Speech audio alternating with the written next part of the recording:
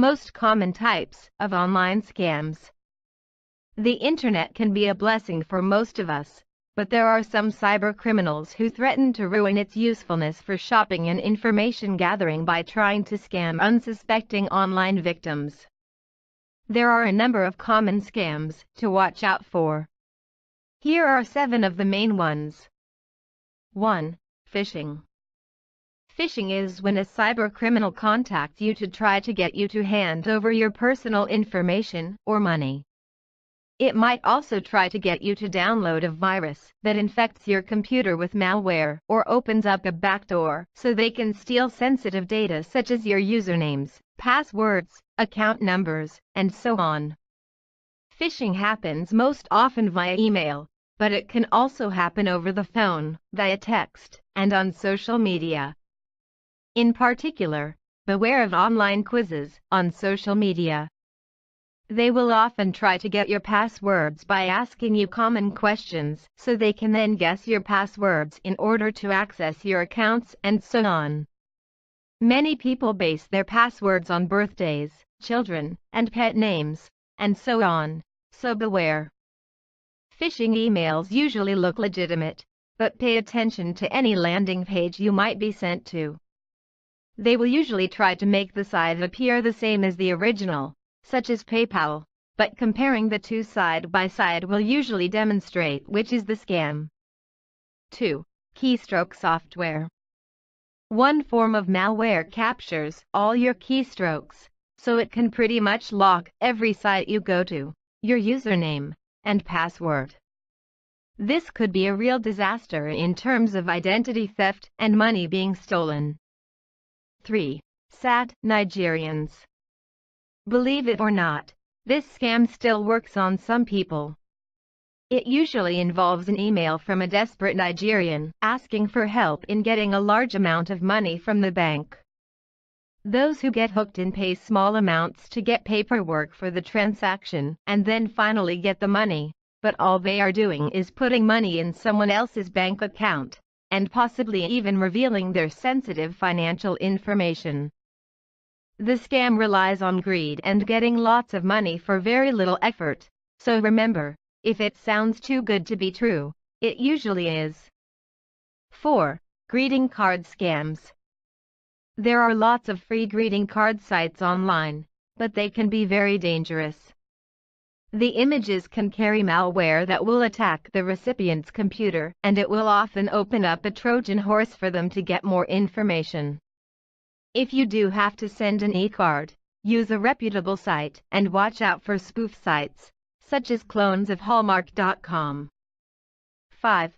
Great loan, credit card, and refi offers. These also play upon greed and/or desperation, especially when people are struggling financially. But no reputable bank is going to send you these offers via email. And if you have a bad credit score, there is also no way you would be offered the best deals, which are reserved for the best customers. 6. Lottery and contest scams. These have also been around for some time and still fool people. The email tells you that you are a winner and need to pay a small fee to get your cash or prize. 7. Ransomware. This is a very dangerous scam that is hard to overcome. The ransomware locks your computer until you pay them in Bitcoin.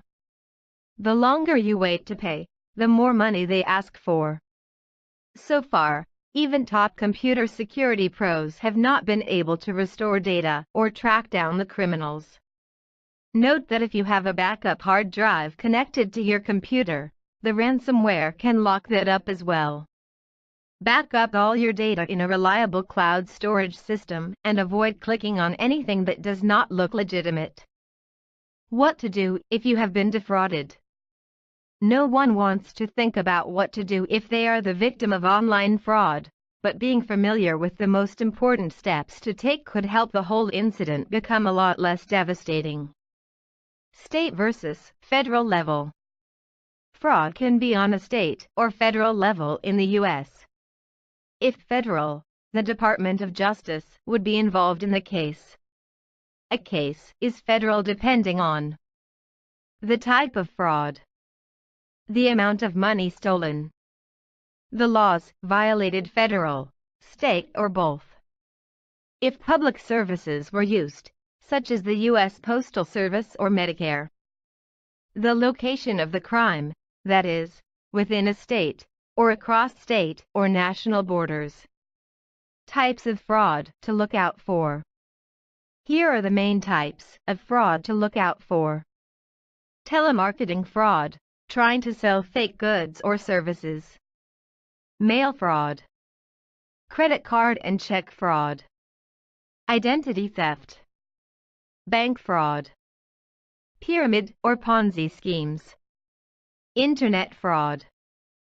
Healthcare and insurance fraud. Pension and trust fund fraud. Fraud related to securities, commodities, and other investments. What to do if you are a victim. This will depend in part on what kind of fraud you have fallen victim to, but the best policy is to inform the people who need to know right away so your legal protection can kick in. For example, if you're the victim of credit card theft, the sooner you report it, the less likely you are to be found liable for the fraudulent charges on the card. In this case, you would notify the credit card company and file a police report. Start gathering paperwork as needed, such as a copy of the scamming web page, receipts, bank statements, and so on. 1. File a police report. This will alert the police to the fraud and help put your legal protection into place in relation to, for example, what you might or might not be liable for if someone has stolen your credit card and is on a shopping spree. 2. Notify the bank and credit card company. If you used a debit card, you have 48 hours to report a fraudulent charge. If you are having credit card issues, phone the issuer right away to freeze your account and report the status of the card, such as lost, stolen, or your statement as showing fraudulent charges. 3. Deal with the credit bureaus. Contact the 3 main credit reporting bureaus, Equifax, Experian, and TransUnion to file a fraud victim statement. Also ask them to issue a security freeze on your credit report so that no one will be able to try to get extended credit on the basis of your credit history and score. 4. Report any phishing. Go to https://www.consumer.ftc.gov/articles/0003 phishing to report any phishing emails you've received or may have fallen prey to. 5. Deal with identity theft proactively. Go to https://www.identitytheft.gov/tell them what happened and formulate an action plan for recovery. 6. Don't be embarrassed. Experts suspect that a lot of fraud is going unreported because people are embarrassed to admit they have been tricked by a phishing email and so on. But loss of money and personal data can have serious consequences. Plus, the more that is reported, the better chance there is of stopping the cybercriminals and helping save others from being defrauded. I know that you like it like that. I wear designer, check the name on the tag. White fox fur on my jacket. Excuse me, that's a